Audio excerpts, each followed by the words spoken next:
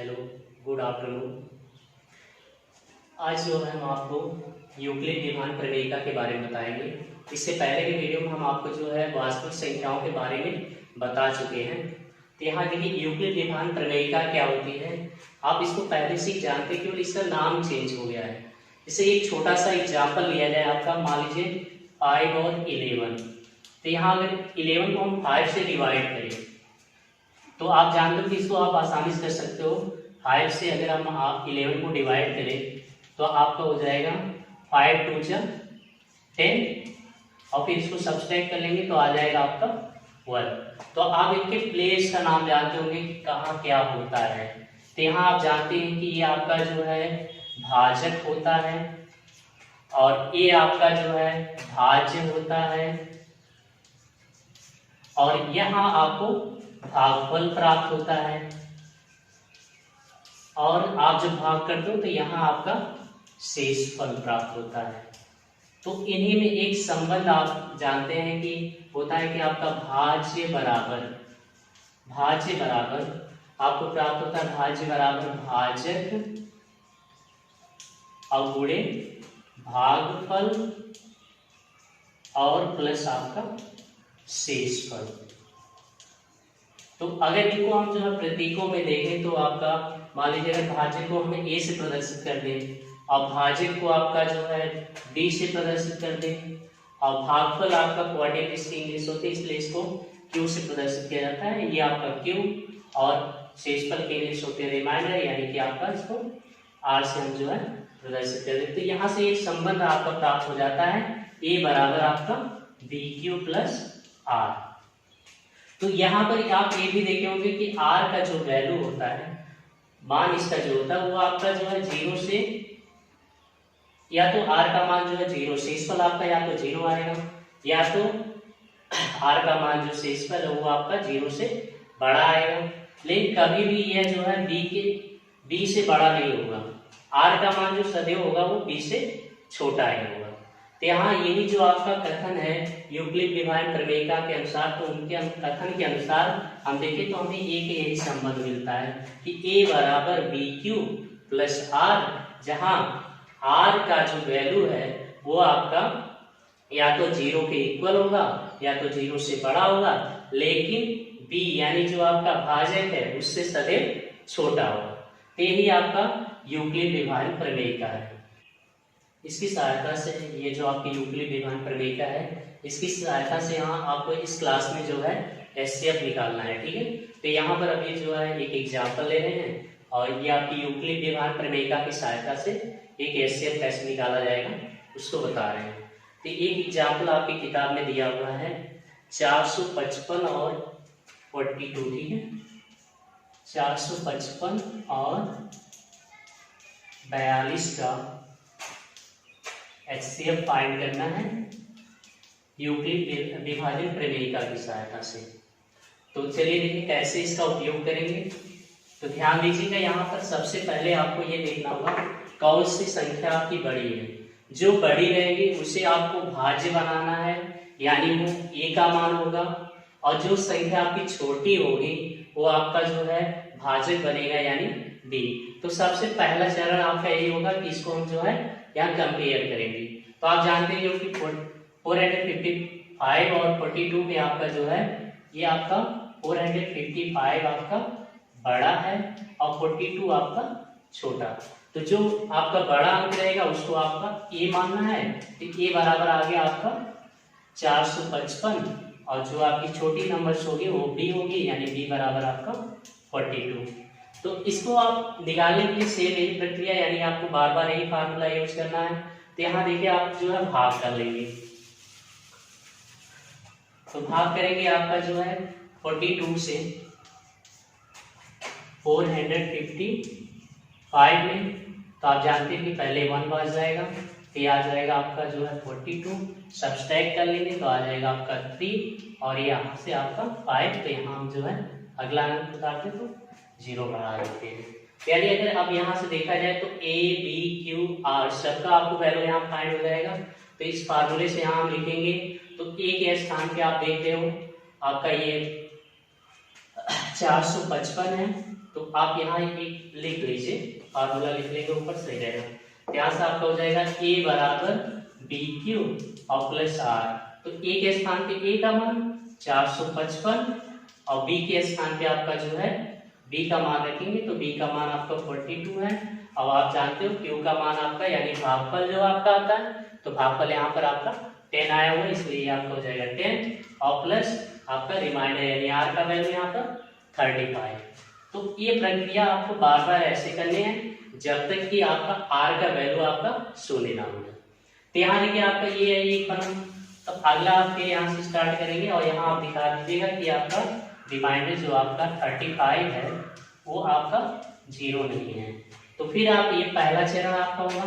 फिर दूसरे चरण के लिए आपका ये सेम ऐसे ही स्टार्ट करेंगे। तो यानी कि अब आपका यहाँ देखा जाए तो ये 42 और 35 बचेगा, तो इनमें कंपेयर करेंगे तो 42 आपका बड़ा है और 35 आपका छोटा है। यानी अब a का मान जो हो जाएगा वह 42 हो जाएगा और b का मान जो आपका 35। तो सेम फिर एक प्रोसेस आप यहाँ अप्लाई कर लेंगे। तो चलिए बगल में हाशिए में आपका जो भाग कर लिया जाए, तो 35 से आप इसको डिवाइड करेंगे 42 को, तो आप जानते हैं केवल एक पास जाएगा, तो यहाँ से आ जाएगा 35, सब्सट्रैक्ट कर लेंगे तो आ जाएगा आपका 7। तो फिर इसी तरह से आप जो a बराबर बी क्यू प्लस आर है उसका उपयोग करेंगे। तो यहाँ से a के स्थान पे आपका 42 है, 42 और फिर इसके बाद b यानी आपका 35, तो 35 और इंटू q होता है, तो q आपका यहाँ कितनी बार गया है 1 बार, तो यहाँ से हो जाएगा 1 और प्लस रिमाइंडर आपका जो है 7 आया, तो ये आपका हो जाएगा 7। तो यहाँ भी अगर हम देखें जो ये यूक्लिड डिवाइन प्रवेगिका का प्रयोग किए तो आपका ये अभी शून्य नहीं हो रहा है, तो यानी आपका जो है 7 डज नॉट इक्वल टू 0। तो फिर आपका ये इसी जो आपका यूक्लिड डिवाइन प्रवेगिका इसका उपयोग फिर करेंगे। तो फिर तीसरे चरण में यानी आपको ये प्रक्रिया ऐसे करते जाना है कि जब तक कि आपका शेषफल आपका शून्य प्राप्त ना हो।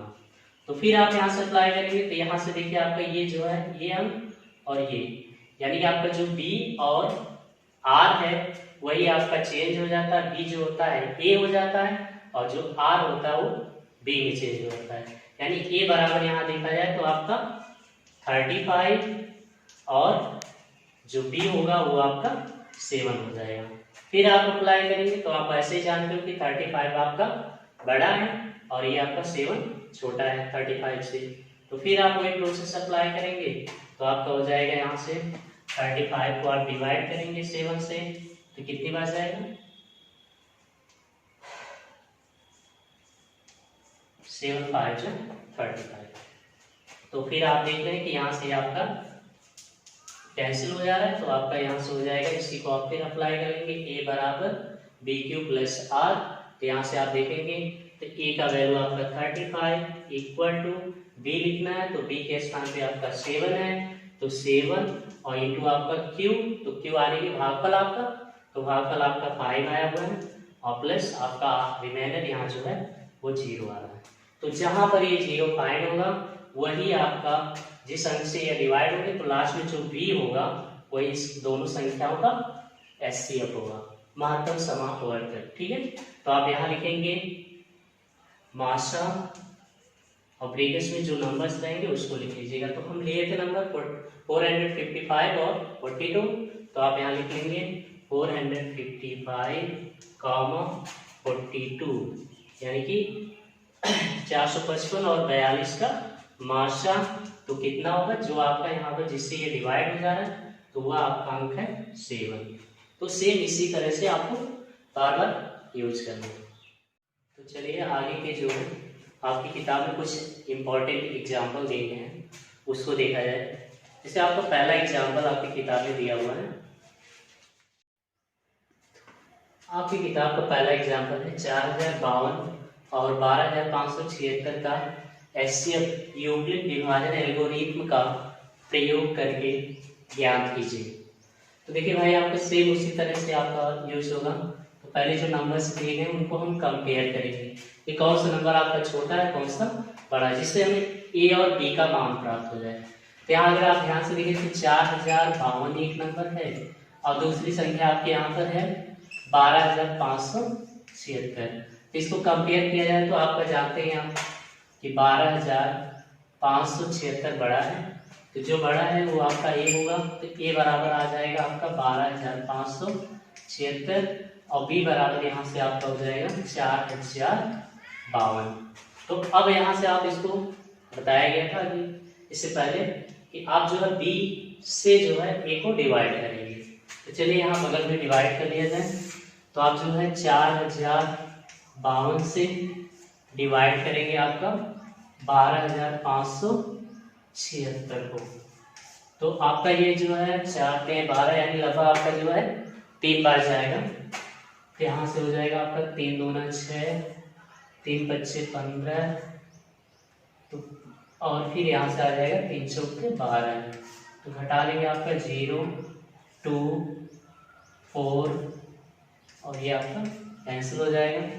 यानी आपका यहाँ से देखा जाए तो आपका ए बी और ये आपका क्यू है और ये आर, तो फिर आप उसे जो आपका विभाजन प्रमेय का उसका उपयोग करेंगे, तो ए बराबर बी क्यू प्लस आर हो जाएगा। तो ए के स्थान पर आप लिखेंगे 12,576 और बी का मान आपका 4,052 और इंटू क्यू हो जाएगा, तो क्यू का मान आपका भाग आपकी 3 बार गई है, इसलिए हो जाएगा 3 और प्लस आपका शेषफल, तो शेषफल आपका आया है 420। और फिर यहाँ से आपको बताया गया था कि ऐसे तभी फाइंड होगा जब आपका आर का मान 0 हो जाएगा। तो यहाँ भी आप आर देखें यानी शेषफल अभी आपका जो है 0 नहीं हो रहा है, 420 हो रहा है, तो यहाँ आप लिख देंगे कि 420 डैश नॉट इक्वल टू 0। तो फिर आगे आप अगला स्टेप पे जाएंगे, ये आपका पहला चरण था। फिर आप यहाँ कंपेयर करेंगे, या कह लीजिए कि आपका जो है बी होगा वो अगले के लिए ए होगा और जो आर आएगा वो आपका बी हो जाएगा। तो यहाँ बी बराबर 4,052 था, तो ए बराबर हो जाएगा आपका 4,052 और फिर यहाँ से आपका ये शेषफल 420 आया है, तो ये आपका आर हो जाएगा, तो आर बराबर 420 और फिर सॉरी ये आपका बी हो जाएगा, क्योंकि वहां आर था तो यहाँ बी हो जाएगा। तो फिर आप उसी तरह से 420 से 4,052 को डिवाइड करेंगे, तो चलिए यहाँ पर भाग कर लिया जाए। 420 से डिवाइड करेंगे 4,052 को, तो ये आपका लगभग आपका 9 आ जाएगा। तो यहाँ से आप डिवाइड कर लेंगे, 9 से 9 हो जाएगा आपका, सॉरी 0 और फिर यहाँ से आप इसको 9 दूनी 18 फिर 8 और फिर आपका 9 चौक 36 और 1 37, यहाँ से घटाएंगे आपका 2 आ जाएगा, फिर 15 में से 8 जाएगा तो 7 और यहाँ आपका 9 होगा, 9 में से 7 जाएगा तो 2 और 3 से 3 आपका कैंसिल हो जाएगा।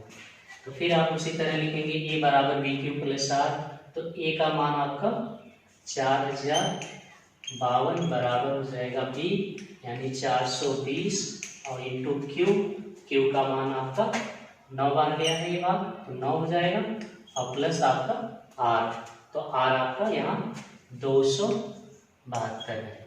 तो यहाँ आप फिर दिखाएंगे कि आपका जो रिमाइंडर 0 नहीं हो रहा है, तो आप दिखाएंगे कि आपका 272 डज नॉट इक्वल टू 0।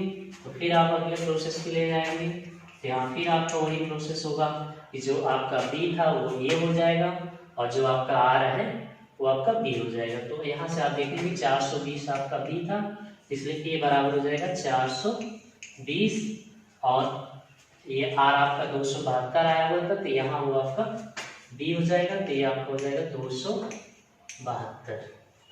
तो फिर आपका यहाँ भाग करना पड़ेगा, तो आइए इधर भाग कर लिया जाए। 272 से आप भाग करेंगे 420 में, तो ये आपका जो है 2 दूना 4 यानी कि आपका एक ही बार जाएगा, तो यहाँ से हो जाएगा 272 और घटा लेंगे 10 में से जाएगा आपका 2 तो 8, 11 में से 7 जाएगा तो आपका 4 आ जाएगा और 3 में से 2 जाएगा तो 1 और फिर इसी तरह आप यहाँ लिखेंगे तो आ जाएगा आपका 420 बराबर 272 और इंटू आपका 1 और प्लस 148। यहाँ भी आपका रिमाइंडर डेसिमल आपका जो शून्य नहीं हो रहा है, तो आप फिर यहाँ लिख देंगे कि आपका 148 दैट नॉट इक्वल टू 0। यानी आप फिर अगले स्टेप के लिए जाएंगे, तो यहाँ से हो जाएगा आपका a बराबर 272 और फिर आपका b हो जाएगा 148 और फिर आप यहाँ से डिवाइड कर लीजिए।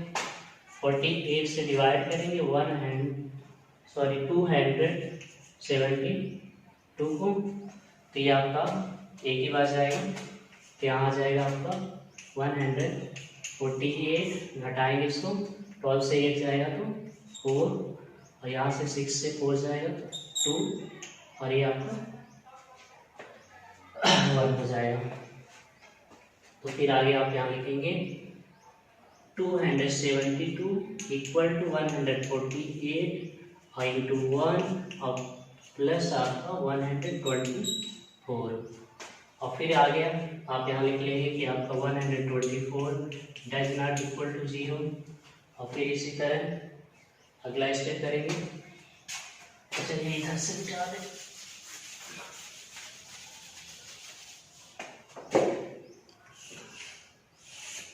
यहाँ से हो जाएगा आपका a बराबर आ जाएगा 148 और b बराबर आ जाएगा आपका 124 और फिर इसी तरह से आप अप्लाई करेंगे, तो यहाँ से हो जाएगा आपका 148 इक्वल टू 124 और इंटू 1 और प्लस आपका जो है 24 हो जाएगा और फिर इसी तरह से आप यहाँ लिख देंगे कि आपका R24 does not equal to 0। फिर अगले स्टेप के लिए आप चलेंगे, यहाँ से a बराबर आपका आ जाएगा 124 और b बराबर आ जाएगा आपका 24 और फिर यहाँ से आप करेंगे तो 124 इक्वल टू 24 और इंटू आप लोग आपका ये 5 बार जाएगा और ये प्लस आपका 4 × 20 यानी 24 × 120 और प्लस 4 हो जाएगा और फिर यहाँ से आप देखेंगे तो हो जाएगा आपका a बराबर आपका 24 और b बराबर 4 हो जाएगा, b बराबर 4 हो जाएगा और फिर यहाँ से आप जो है इसको करेंगे तो 24 इक्वल टू हो जाएगा 4 × 6 और प्लस 0। तो यानी आपका देखिए यहाँ हमें जो लास्ट में 0 प्राप्त हो गया है, तो इसका मतलब आपका हो जाएगा जो संख्या लेकर चले थे आपका 4052 और जो है 12576 का जो है मासा, इसका मासा यहाँ देखा जाए तो आपका लिख सकते हैं मासा इक्वल टू आपका 4052 और 12576 का वो आपका लास्ट में आपका 4 से डिवाइड हो जा रहा है यानी कि 4। चलिए अगले वीडियो में आपको जो है आपका प्रश्नावली 1.1 सॉल्व करके बताएंगे। अभी के लिए बस इतना ही, धन्यवाद।